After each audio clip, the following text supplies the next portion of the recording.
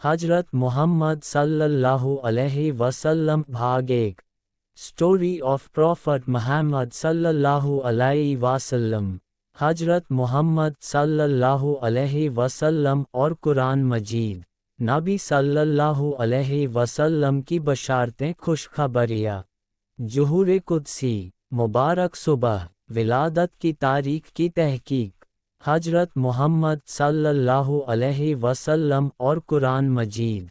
कुरान कलाम इलाही है और आखिरी नबी हजरत मोहम्मद सल्लल्लाहु अलैहि वसल्लम पर उतरा है। कुरान इल्म व यकीन की रोशनी है और ज़ात अक़दस उनका अमली नमूना, आदर्श और नक्शा हैं। लक़द काना लकुम फ़ी रसूलिल्लाहि उस्वतुन हसना। कुरान रुशद व हिदायत और मुहम्मद सल्लल्लाहु अलैहि वसल्लम राशिद व हादी।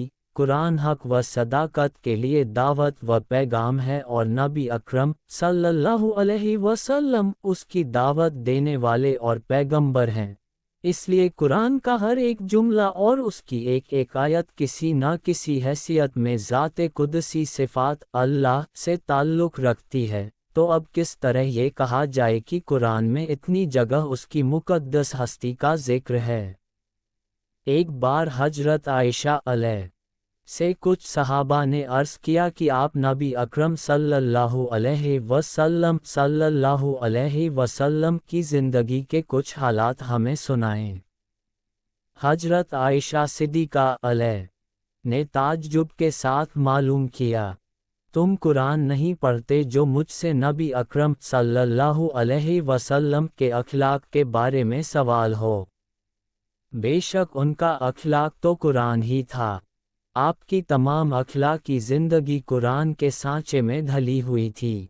कुरान जो कुछ कहता है, मोहम्मद सल्लल्लाहु अलैहि वसल्लम ने उसी को कर दिखाया। पस कुरान के किसी हिस्से को सामने लाना गोया हयात तैयबा को सामने लाना है। अलबत्ता कुरान ने जिन आयतों में आपके मुबारक नाम या बुलंद औसाफ का खास तौर पर जिक्र किया, ए नबी या ए रसूल कहकर मुखातिब किया, उसकी तफसील नीचे के नक्शे से ज़ाहिर होती है।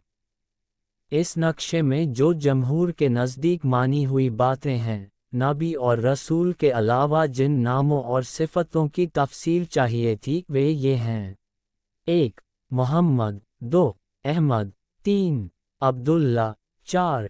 शाहिद। 5. बशीर। 6. नज़ीर। 7. मुबश्शिर। 8. मुज़क्किर। 9. अज़ीज़। 10. रऊफ़। 11. रहीम। 12. अमीन। 13. मुज़मिल। 14. मुद्दस्सिर। 15. मुंज़िर। 16. हादी। 17. यासीन। 18. रहमत। 19. नेमत। 20. ताहा। 21. नूर। 22. हक। 23. सिराज मुनीर। 24. शहीद। 25. दाई इलल्लाही अल्लाह की तरफ दावत देने वाला। 26. खातुमुन नबीयीन। 27. नबी। 28. रसूल। 29. अब्दुहु।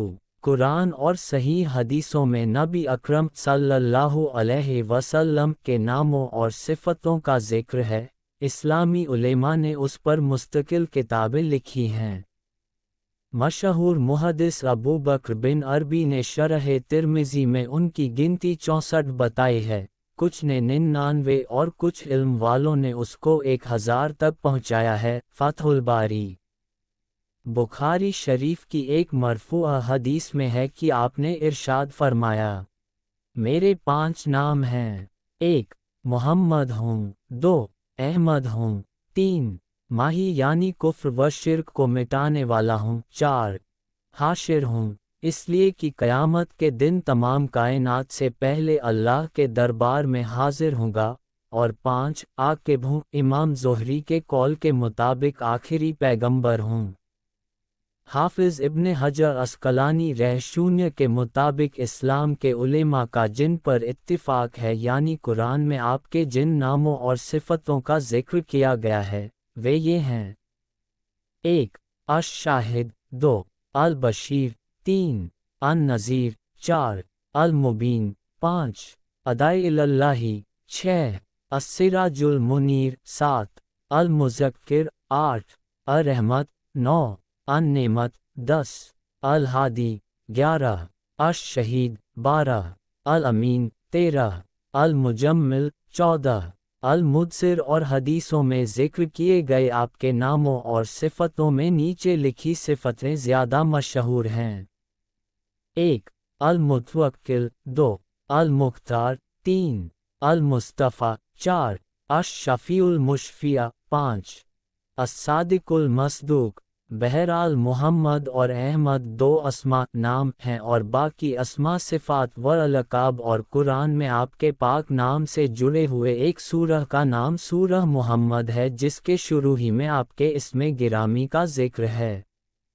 व आमिनु बिमा नुज्जी लअला मुहम्मदी बहुवल हक्कु मिर रब्बिहिम। और सिर्फ एक जगह सूरह सफ़ में अहमद नकल किया गया है, यानी हजरत मसीह अलैह है कि इस बशारत के तज़किरे में यह नाम आया है जो आपके आने से मुताल्लिक उन्होंने बनी इज़राइल को सुनाई थी।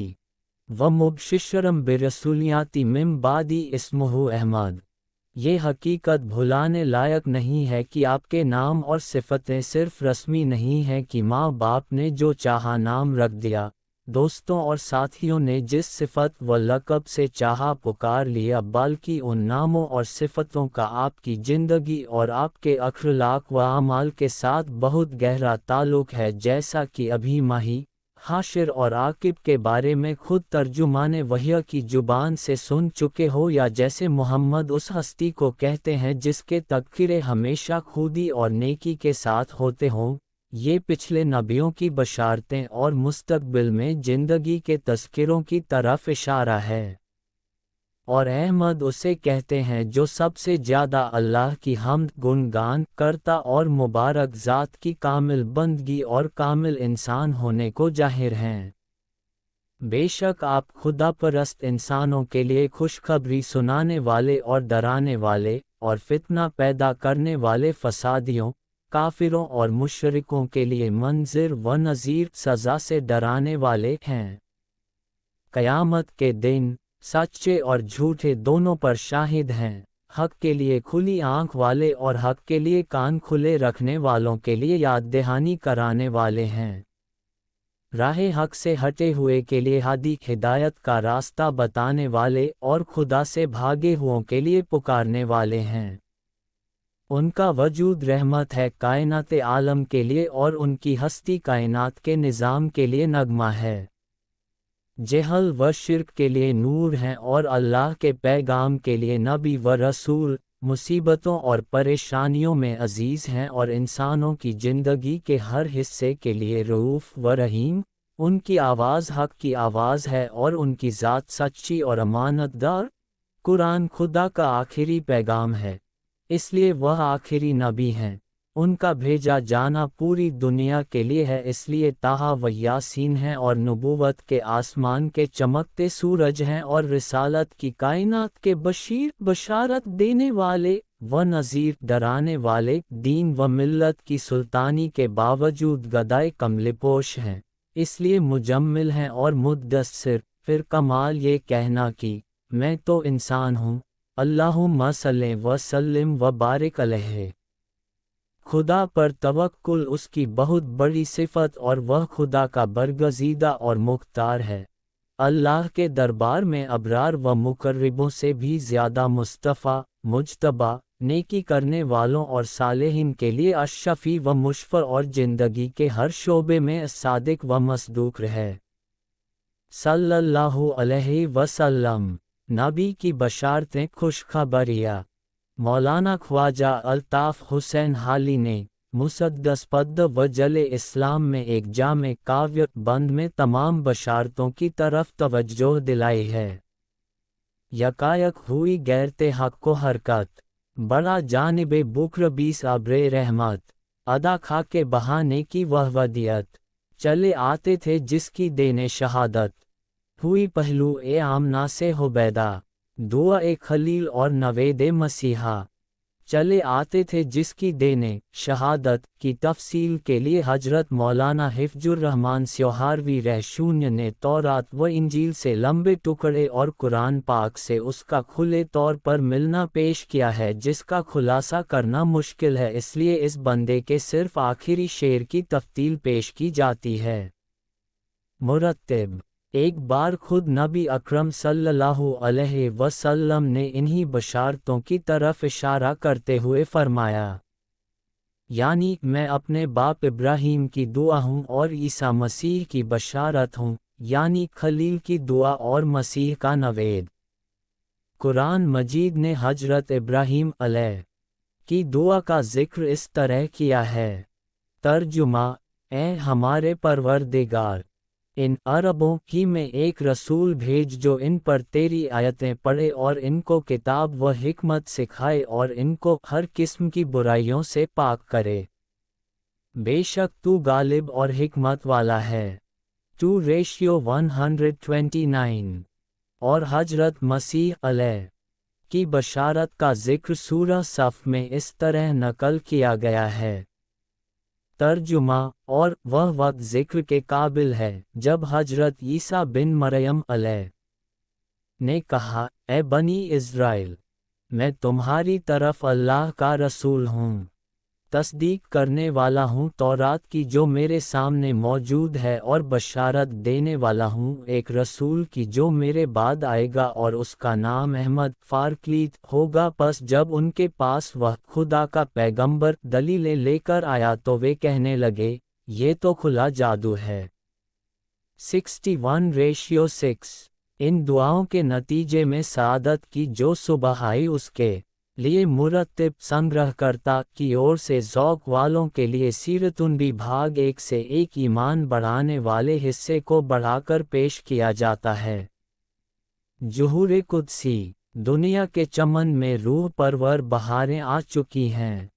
चरखे नादराकार ने कभी कभी बज़्म आलम को इस सर व सामान से सजाया कि निगाहें खीरा होकर रह गई। लेकिन आज की तारीख वह तारीख है जिसके इंतज़ार में पीरे कुहन साल दह ने करोड़ों साल लगा दिए। सैयारगाने फलक इसी दिन के शौक में अज़ल से चश्म बराह थे। चरखे कुइन मुद्दत हाय दराज से उसी सुबह जानवाज के लिए लैल व नहार की करवटें बदल रहा था।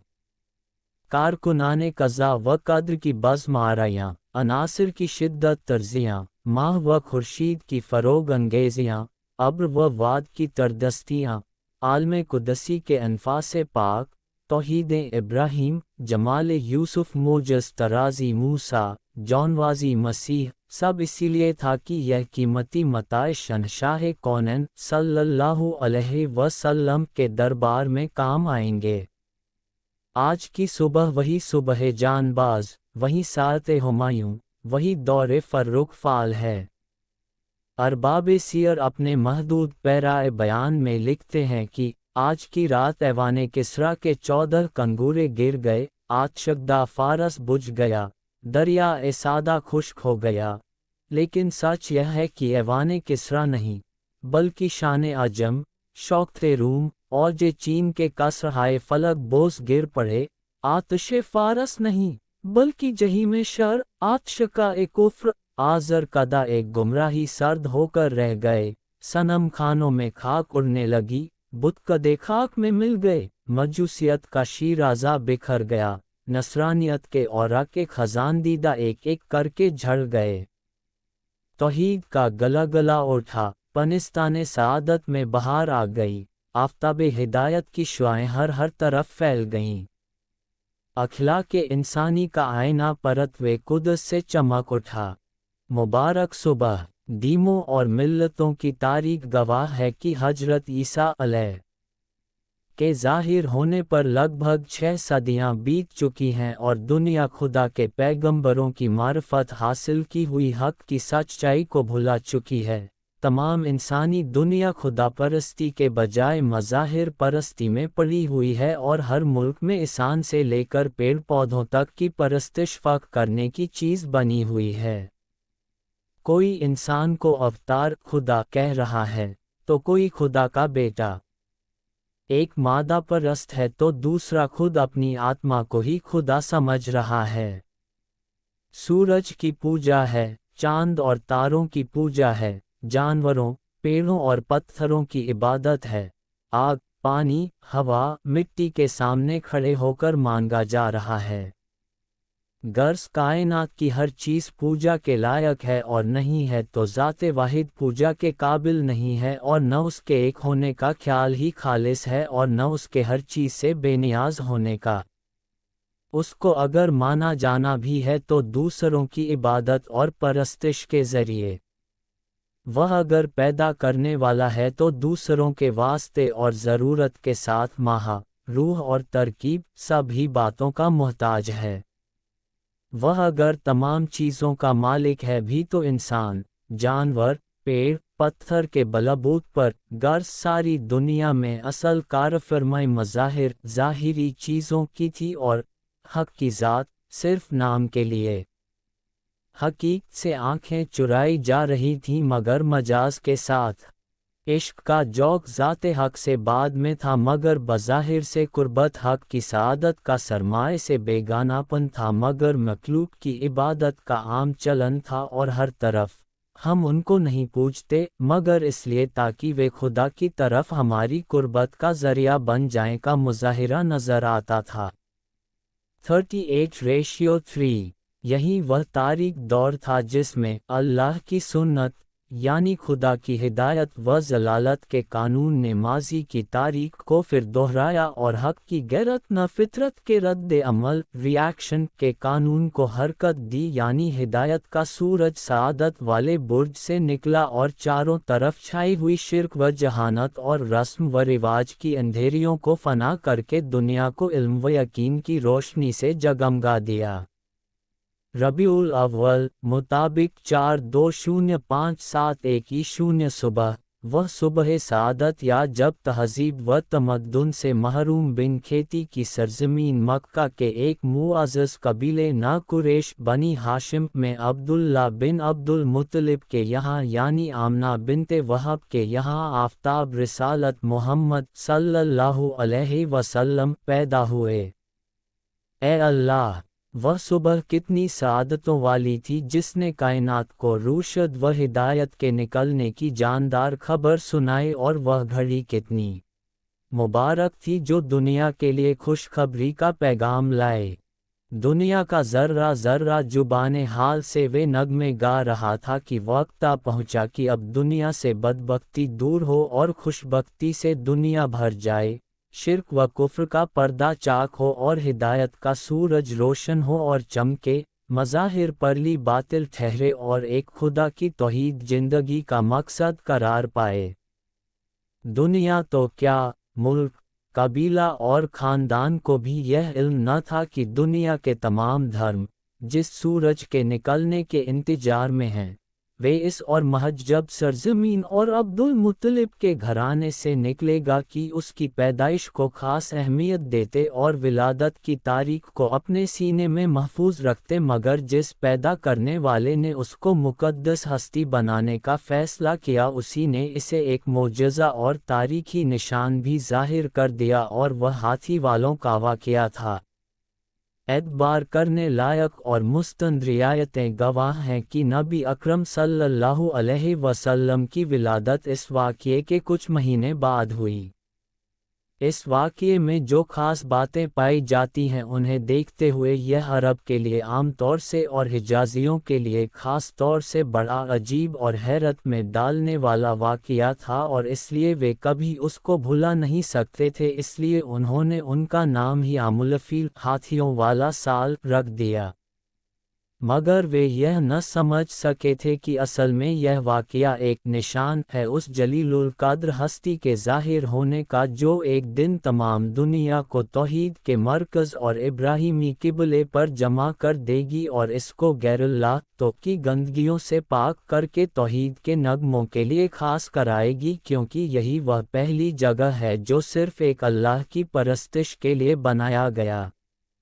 یہ مندر نہیں تھا کہ مورتی کی پوجا کی جائے، یہ گرجا اور کلیسا بھی نہ تھا کہ یسوع مسیح اور کنواری مریم کی مورتیوں کے سامنے سر جھکایا جائے، نہ یہ آگ کا بھنڈارا تھا کہ آگ کے نور کا مہر قرار کر اس کی پوجا کی جائے، اور نہ یہودیوں کا وظیفہ تھا کہ حضرت عزیر علیہ کو خدا کا بیٹا بنا کر اس کی پاکی کے نغمے گائے جائیں، تو خدا اور صرف ایک خدا کی عبادت کے لیے بنایا گیا تھا۔ ترجمہ: بے شک سب سے پہلا گھر جو برقرار ہوا لوگوں کے واسطے یہی ہے جو مکہ میں ہے۔ 3:96 غرض رسول بنائے جانے کے بعد جب قدرت نے معجزانہ شان عام الفیل ہاتھیوں کے سال میں آپ کی ولادت کا چھپا راز کھول دیا، تب دنیا نے یہ سمجھا کہ ابرہا اور اس کی فوج سے اللہ کے کعبے کی یہ حفاظت اس لیے تھی کہ وہ وقت قریب آ پہنچا جب دوبارہ یہ مقدس جگہ ایک اللہ کی عبادت اور خالص توحید کا مرکز بننے کا شرف حاصل کرنے والا ہے۔ پس جو طاقت بھی اس بڑے مقصد سے ٹکرائے گی خود ہی ٹکڑے ٹکڑے ہو کر رہ جائے گی۔ ابرہا عیسائی تھا اور عرب کے لوگ قریش مشرک، پھر کون کہہ سکتا ہے کہ ابرہا اور اس کی فوج کی بربادی قریش کی مدد اور حمایت کے لیے تھی؟ نہیں، بلکہ اس لیے سب کچھ ہوا کہ اللہ کی مصلحت کے خلاف ابرہا کی خواہش تھی کہ یمن صنعاء میں جو خوبصورت گرجا القلیس باپ بیٹا روح القدس تثلیث ٹرینٹی کے فروغ دینے کو بنایا گیا تھا، توحید کے مرکز کعبۃ اللہ کی جگہ وہ سب کی توجہ کا مرکز بنے، اور اس مقصد کے لیے اس نے کعبہ ڈھانے کے لیے فوجی چڑھائی کی۔ ادھر قریش یعنی سارا عرب اس کا مقابلہ نہیں کر سکتا تھا۔ ابرہا وقت کے تمام جنگی ہتھیاروں اور ساز و سامان کا مالک اور قریش ان سب سے بالکل محروم۔ تب غیرت حق حرکت میں آئے اور دنیا نے دیکھ لیا کہ دنیا کی طاقت کے گھمنڈ پر اللہ کی مصلحت سے ٹکرانے والا خود ہی فنا کے گھاٹ اتر گیا، اور توحید کا مرکز کعبہ خدائی حفاظت کے سائے میں اسی طرح قائم رہا۔ ترجمہ: بے شک اس بات میں بڑا ہی سبق ہے اس آدمی کے لیے جو اللہ سے خوف رکھتا ہے۔ 79:26 قرآن نے سورہ فیل میں اسی حقیقت کو معجزانہ ڈھنگ سے نقل کیا ہے۔ ترجمہ: اے پیغمبر، کیا تجھے نہیں معلوم کہ تیرے پالنہار نے ہاتھیوں کے ساتھ کیا معاملہ کیا؟ کیا ان کے فریب کو ناکام نہیں بنا دیا، اور ان پر فوج در فوج پرندے نہیں بھیج دیے؟ وہ پرندے ان پر کنکریاں پھینکتے تھے، پھر خدا نے ان ہاتھیوں والوں کو کھائے ہوئے بھوس کی طرح کر دیا۔ 105:1-5 بہرحال عام الفیل نبی اکرم صلی اللہ علیہ وسلم کی ولادت بسعادت کا سال ہے، اور یہ واقعہ آپ کے ظہور قدسی کا بس بڑا قریبی نشان ہے، اور یہ حقیقت اس آدمی پر اچھی طرح صاف ہے۔ یوجک چنہ ترجمہ: جس کے پاس حق قبول کرنے والا دل ہے، یا وہ حاضر دماغی کے ساتھ حق بات کی اور کان لگائے ہوئے ہے۔ ولادت کی تاریخ کی تحقیق۔ تاریخ و سیرت لکھنے والے تمام بڑے لوگوں کا 3 باتوں پر اتفاق ہے۔ ایک یہ کہ ولادت کا سال عام الفیل ہاتھیوں والا سال تھا، لیکن سیرت اور تاریخ کے ماہر اس بارے میں الگ الگ رائے رکھتے ہیں کہ ربیع الاول کی کون سی تاریخ تھی۔ عام لوگوں میں تو مشہور قول ہے یہ کہ 12 ربیع الاول تھی، اور کچھ کمزور روایتیں اس کے پیچھے ہیں، اور اکثر علماء 8 ربیع الاول کہتے ہیں، لیکن صحیح اور مستند قول یہ ہے کہ 9 ربیع الاول پیدائش کی تاریخ ہے، اور تاریخ و حدیث کے بڑے علماء اور دین کے جلیل القدر امام اس تاریخ کو صحیح اور اثبات مانتے ہیں۔ چنانچہ حمیدی، عقیل، یونس بن یزید، ابن عبداللہ، ابن حجم، محمد بن موسیٰ خوارزمی، ابو الخطاب بن وحی، ابن تیمیہ، ابن کیمیہ، ابن کثیر، ابن حجر عسقلانی، شیخ بدر الدین عنی جیسے بڑے علماء کی یہی رائے ہے۔ محمود پاشا فلکی نے، جو قسطنطنیہ کا مشہور بھوگول شاستری گزرا ہے، सितारों के मुताबिक जो जायज़ा इस गर्ज से तैयार किया था कि मुहम्मद सल्लल्लाहु अलैहि वसल्लम के ज़माने से अपने ज़माने तक के सूरज ग्रहण और चांद ग्रहण का सही हिसाब मालूम करके पूरी खोज के साथ साबित करें कि आपकी खिलाफत में किसी हिसाब से भी दोशंबा का दिन 12 रबीउल अव्वल सन को नहीं आता है। इसलिए रिवायतों की ताकत और उनके सही वगैरह होने की हिसाब से और सूरज और तारों के हिसाब से मुस्तन तारीख 8 रबीउल अव्वल है। असहाबे फील के वाक़ये के कितने अरसे बाद आप सल्लल्लाहु अलैहि वसल्लम की पैदाइश हुई? कई कौलों में मशहूर कौल यह है कि 50 दिन बाद आप सल्लल्लाहु अलैहि वसल्लम की पैदाइश हुई। To be continued.